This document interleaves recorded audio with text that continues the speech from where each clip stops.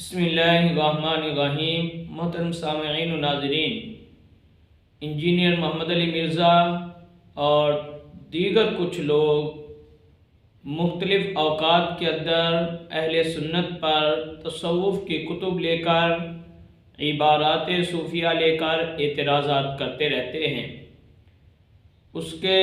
مختلف علماء نے بڑے مدلل جوابات بھی دیے ہیں، لیکن آج ہم آپ کے سامنے اصولی بحث رکھیں گے کہ کتب تصوف جو ہیں ان کی اصولی بحث کیا ہے اور اہل سنت کے ہاں ان کا مقام کیا ہے۔ اصولی طور پر انہیں ہم کس حد تک حجت مانتے ہیں اور کس حد تک اس سے کوئی چیز اخذ کی جاتی ہے۔ بعض اوقات یہی لوگ یہ اعتراض کرتے ہوئے ساتھ یہ جملہ بھی کہہ دیتے ہیں کہ ہم ان کتب سے ان کے سامنے اعتراضات پیش کرتے ہیں جن کو یہ آن کرتے ہیں، جو یہ معتبر مانتے ہیں۔ تو آج آپ سن لیں کہ ہمارے ہاں اصولی طور پر یہ کس حد تک معتبر ہیں اور کس حد تک اس کے اندر درست لکھا ہوا ہے اور وہ ہمارے لیے قابل قبول ہو۔ آپ دیکھیں کہ اکثر اس سے کتاب ملفوظات کی ہوتی ہیں اور ملفوظات کی کتابوں کے بارے میں یہ چیز بالکل واضح ہے کہ یہ ملفوظات یہ حجت نہیں ہوتے اور ان کے اندر لوگوں نے بہت کچھ اپنی طرف سے ملا دیا ہوتا ہے۔ اور اس حوالے سے ہم پرانا جو ہے ایک حوالہ پیش کرتے ہیں، آج سے تقریباً 4 صدی پہلے کا،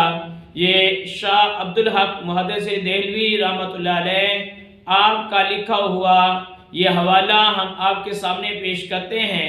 کہ ملفوظات کی کیا حیثیت ہے، اور ساتھ ساتھ اس میں یہ بھی واضح ہوگا کہ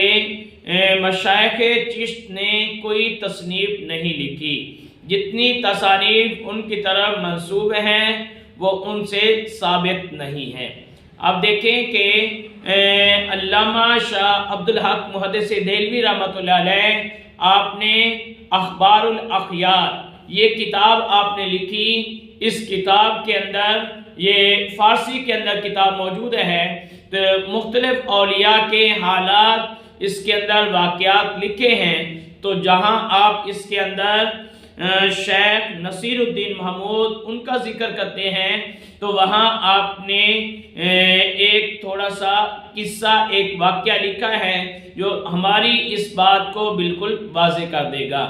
اور اس کتاب کا اردو ترجمہ وہ بھی چھپا ہوا ہے۔ یہ اخبار الاخیار کا اردو ترجمہ یہ موجود ہے،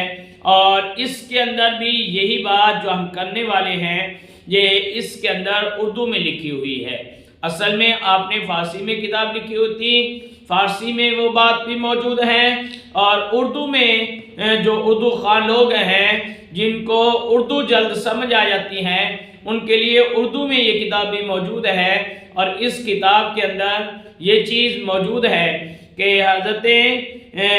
شیخ نصیر الدین ان کی بارگاہ کے اندر ملفوظات خواجہ عثمان ہارونی ان کے ملفوظات پیش کیے گئے، اور اس کے اندر یہ بتایا گیا، تو خواجہ صاحب نے جی یہ کہا تھا کہ جو 2 گائے ذبح کرے گا اس کی گردن پر 1 خون ہے، جو 4 گائے ذبح کرے اس کی گردن پر 2 خون ہے، اور جو 10 بھیڑیں ذبح کرے اس کی گردن پر 1 خون ہوگا۔ یہ ملفوظ جو ہے خواجہ عثمان ہارونی رحمۃ اللہ علیہ آپ کی طرف منسوب ان کے سامنے پیش کیا گیا۔ تو آپ نے فرمایا کہ یہ ان کا ملفوظ نہیں ہے، یہ بالکل درست نہیں ہے۔ آپ اس میں پہلے تو آپ لفظ ہارونی جو ہے اس کا تلفظ صحیح کرتے ہیں کہ یہ اصل میں ہرونی ہے، کیونکہ ہرون ایک گاؤں کا نام ہے اور اسی کے اندر حضرت خواجہ عثمان رہا کرتے تھے، تو اسی کی نسبت سے ان کے ہرونی کہا جاتا ہے۔ پھر آپ نے آگے فرمایا کہ یہ عبارت ان کی نہیں ہے، ان کے ملفوظات کے کئی نسخے ہمارے ہاں موجود ہیں جن میں اکثر باتیں ایسی مندرج ہیں جو فی الواقع ان کی نہیں ہے۔ تو اس سے یہ واضح ہوا کہ ملفوظات کی جو باتیں جو لوگوں نے لکھ دیے ہوتے ہیں وہ حقیقتاً اس شیخ سے، اس بزرگ سے وہ ثابت نہیں ہوتے، وہ ان کی طرف منسوب کرنا بھی درست نہیں ہوتے۔ یہ خود ہی یہ آج کی کتاب نہیں ہے، یہ صدیاں پہلے کی کتاب ہے، اس کے اندر یہ چیز لکھی ہوئی ہے۔ آج ہم بات کرتے ہیں تو کچھ لوگ کہتے ہیں کہ جب ہم نے اعتراض کیا تو یہ کہنے لگے کہ یہ اس کے اندر تبدیلی آ گئی، یہ انہوں نے نہیں کہا تھا۔ تو یہ دیکھ لیں صدیوں پہلے کی کتاب اس کے اندر لکھی ہوئی ہے، اور ساتھ اس کے اندر جو بات اصل بتانے کی ہے وہ یہ لکھا ہوا ہے کہ اس کے بعد آپ نے فرمایا کہ شیخ نظام الدین فرمایا کرتے تھے کہ میں نے کوئی کتاب نہیں لکھی، اس لیے کہ شیخ الاسلام فرید الدین، شیخ الاسلام قطب الدین اور خواجگان چشت جیسے لوگوں نے کوئی کتاب نہیں تصنیف فرمائی۔ اب اس سے یہ چیز بالکل واضح ہوئی کہ جو کتابیں مشائخ چشت کی طرف منسوب ہیں، جس سے لوگ ان پر جو ہے اعتراضات کرتے ہیں، لوگ عبارات پیش کرتے ہیں، وہ دراصل انہی کی لکھی ہوئی ہیں ہی نہیں۔ یہ صدیوں پہلے یہ جو ہے علامہ شاہ عبدالحق محدث دہلوی رحمۃ اللہ علیہ آپ یہ لکھ گئے کہ مشائخ چشت نے کوئی کتاب نہیں لکھی۔ آئے اب دیکھتے ہیں کہ فتاوی رضویہ کے اندر اس حوالے سے کیا چیز لکھی ہوئی ہے اور کیا اصول قائم کیے گئے ہیں۔ یہی مشائخ چشت کے حوالے سے یہ فتاوی رضویہ شریف ہے، اور فتاوی رضویہ شریف کی جلد 22 ہے۔ اس جلد 22 کے صفحہ 491 پر امام احمد رضا خان اعلیٰ حضرت آپ فرماتے ہیں کہ دلیل العارفین، فوائد السالکین، تحفۃ العاشقین، یہ اس کا نام لیا، یعنی پیچھے سوال میں کسی نے نام لیا تھا، اور فرماتے ہیں کہ عبارت نقل نہیں کی، جہاں بحوالہ صفحہ عبارت نقل کی وہاں تو وہ صریح کذب جری کی راہ لی۔ یہاں کیا اعتبار ہے اگر ان میں وہ مضمون ہو اور بکر نے خیانت بھی کی ہو تو؟ اس کے بعد آگے فرماتے ہیں کہ اسی کا ثبوت درکار کہ یہ کتابیں حضرات منسوب الیہم رضی اللہ عنہم کی ہیں، بہت کتابیں محض جھوٹ نسبت کر کے چھاپ دی ہیں۔ تو اب اس کے اندر یہ چیز بالکل واضح طور پر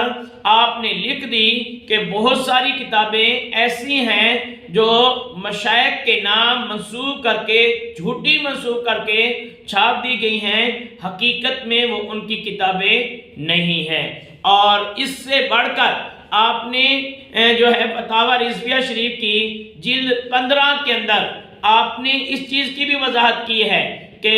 پہلی بات تو یہی تھی کہ کوئی کتاب جو ہے اگر منسوب ہے تو اس کا دیکھنا یہ ہے کہ وہ منسوب ہونے سے ثابت نہیں ہو جائے گی، بلکہ اسے ثابت کرنا ہوگا کہ وہ کسی بھی بزرگ سے،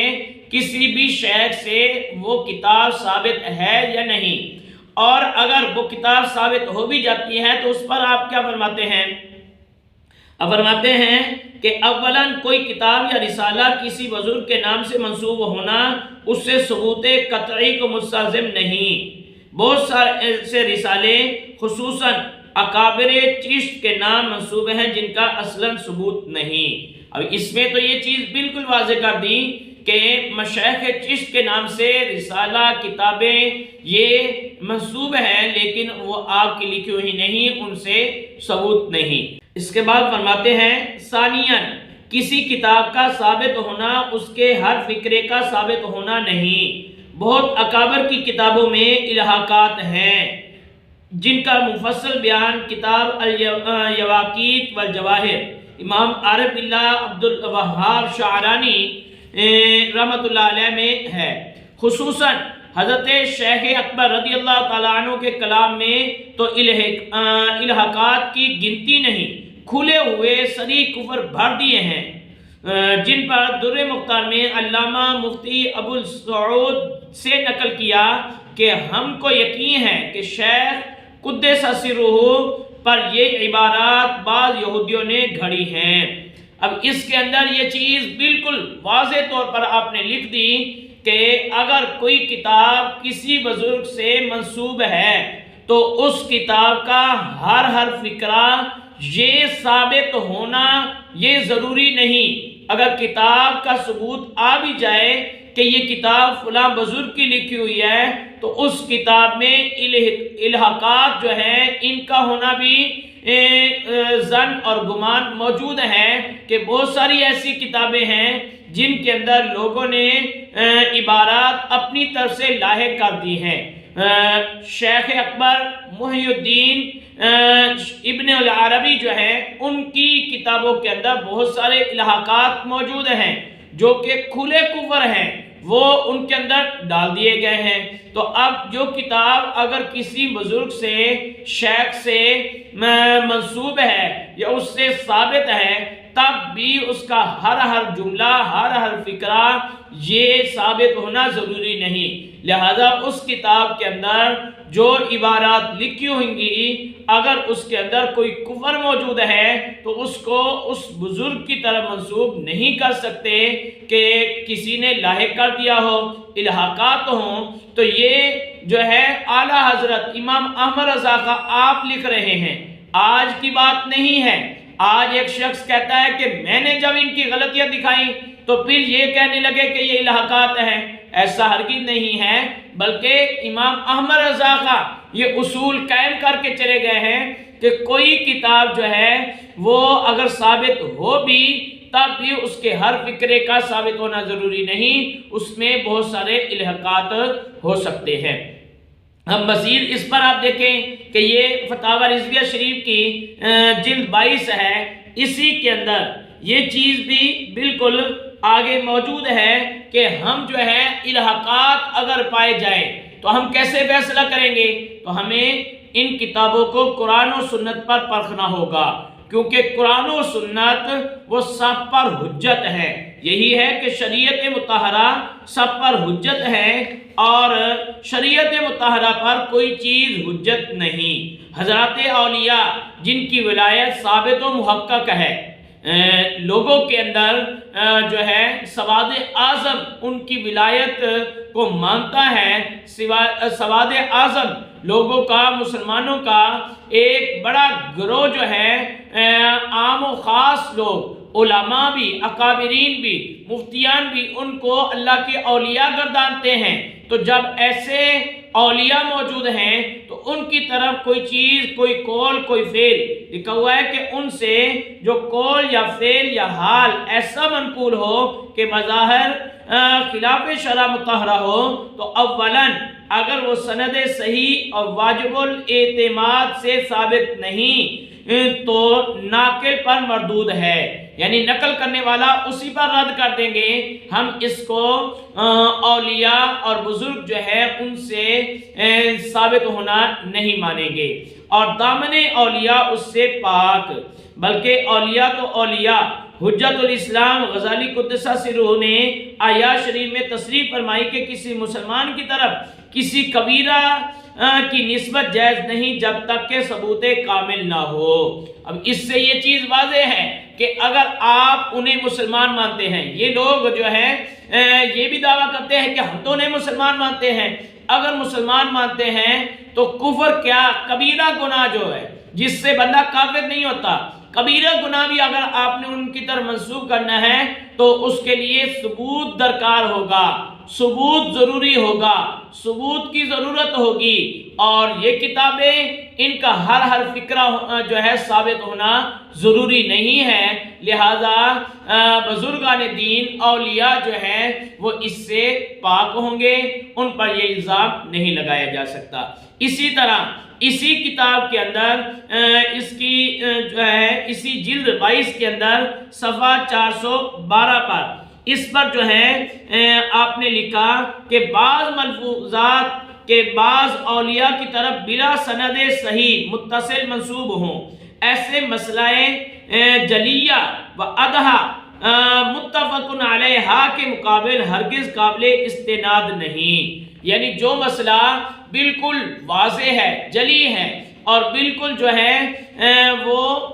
قرآن و سنت سے متفق علیہ طور پر ثابت ہے، تو تو اس مسئلہ میں ایسے ملفوظات جن کی کوئی سند ہی نہیں ہے، جو متصل ہی نہیں ہے، جن کا کوئی ثبوت صحیح موجود نہیں ہے، تو ان ملفوظات کی وجہ سے اس مسئلے پر کوئی فرق نہیں پڑے گا، بلکہ یہ مسئلہ جو ہے یہ بالکل واضح ہوگا، اور اس کے لیے یہ ملفوظات سند نہیں بن سکتے، اس کے خلاف ہم دلیل کے طور پر پیش نہیں کر سکتے، تو یہ بالکل واضح ہو گیا۔ اور یہاں تک جو اعلیٰ حضرت امام احمد رضا خان حنفی قادری، آپ نے فتاوی رضویہ شریف کی جلد 27 کے اندر اس چیز کو مزید کھول کر بیان کر دیا۔ اس کا صفحہ ہے 188۔ آپ نے اس کے اندر بیان فرمایا کہ جس کا قول ہم اسلام و سنت کے موافق پائیں گے تسلیم کریں گے، یعنی یہ جو تصوف کی کتب ہیں، جو بھی کتب بزرگان دین سے ہمیں ملیں، جو بھی جہاں بھی دین کے نام پر ملیں، تو ان میں ہم جو ہے دیکھیں گے کہ یہ اسلام اور سنت کے موافق ہے یا نہیں، صراط مستقیم کے موافق ہے یا نہیں۔ اگر موافق ہے تو تسلیم کر لیں گے، اور تسلیم بھی اس لیے کریں گے کہ چونکہ صراط مستقیم کے موافق ہے، اس لیے نہیں کہ فلاں بزرگ کا قول ہے۔ اب اس سے واضح ہوا کہ بزرگ کا قول ہونا یہ حجت نہیں ہے، فلاں کے ملفوظات میں ہے، فلاں تصوف کی کتاب میں ہے، فلاں جگہ پر لکھا ہوا ہے، یہ کوئی دلیل نہیں ہے۔ دلیل یہ ہے کہ قرآن و سنت کے موافق ہے، اگر ہے تو ہم قبول کر لیں گے، اگر نہیں ہے تو آگے لکھا ہوا ہے جس کی بات خلاف پائیں گے، زید ہو یا عمر، خالد ہو یا بکر، دیوار پر مار کر رسول اللہ صلی اللہ علیہ وسلم کی رکاب سے لپٹ جائیں گے۔ یعنی ہم جو ہے وہ بات جو اسلام اور سنت کے خلاف ہے، جو قرآن و سنت کے خلاف ہے، وہ بات جس کی بھی ہو، زید، عمر، بکر، خالد جو بھی ہیں، وہ بات ہم دیوار پر مار دیں گے، اور رسول اللہ صلی اللہ علیہ وسلم کی بات کو ہم جو ہے اپنے سینے سے لگا لیں گے۔ اب یہ بالکل واضح طور پر اصول بنا دیا۔ اب اتنے اصول جو ہیں یہ اہل سنت کی کتابوں میں موجود ہیں کہ پہلے نمبر پر کہ وہ کتاب جو بھی منسوب ہو اس کا ثبوت قطعی نہیں ہے، کہ یہ اسی بزرگ کی لکھی ہوئی ہے، یہ ثبوت قطعی طور پر ثابت نہیں ہے، ہم اس کو تسلیم نہیں کرتے، کیونکہ بہت ساری کتابیں جھوٹ طور پر بھی منسوب کر دی گئی۔ نمبر 2، دوسرا اصول یہ ہوا کہ اگر کوئی کتاب ثابت ہے بھی تو پھر بھی اس کا ہر فقرہ یہ ثابت ہونا ضروری نہیں، اس میں الحاقات بھی ہو سکتے ہیں، اور بہت ساری کتابوں کے اندر الحاقات جو کہ صریح کفر، کھلے کفر بنتے ہیں، وہ موجود بھی ہیں۔ اور اس کے بعد تیسرے نمبر پر اس کو قرآن و سنت پر ہم دیکھیں گے، قرآن و سنت کے موافق ہوگا تو وہ قابل حجت ہوگا، اس کو ہم جو ہے قبول کریں گے۔ قرآن و سنت کے موافق نہیں ہے تو پھر اس کو ہم جو ہے رد کر دیں گے، اور ناقل پر وہ مردود ہو جائے گا۔ اس سے اولیاء کا دامن بھی پاک ہوگا، اور اس سے ہم کوئی استناد بھی نہیں کریں گے، کوئی اپنے لیے سند بنا لیں اور اس سے کوئی مسئلہ اخذ کریں، یہ بھی نہیں کرنا ہوگا، کیونکہ ہمارے لیے جو اصل ہے شریعت حجت ہے، اور شریعت پر کوئی چیز حجت نہیں ہے۔ اور یہ بات بھی ہم نے جو استناد بنائی ہوگی، اس سے لی ہوگی، وہ اس لیے نہیں کہ یہ فلاں کا قول تھا اس لیے لی، بلکہ اس لیے کہ قرآن و سنت کے موافق تھا، صراط مستقیم کے موافق تھا، اس لیے قبول کی ہے۔ اب یہ تمام جو ہے ہم صورتحال سامنے رکھیں اور پھر دیکھیں کہ جو اعتراضات کیے جاتے ہیں وہ انہی کتابوں کو لے کر کیے جاتے ہیں، جن کتابوں کے بارے میں ہمارے اصول بالکل واضح ہیں کہ جو چیز قرآن و سنت کے موافق نہیں، ہم اس کو قبول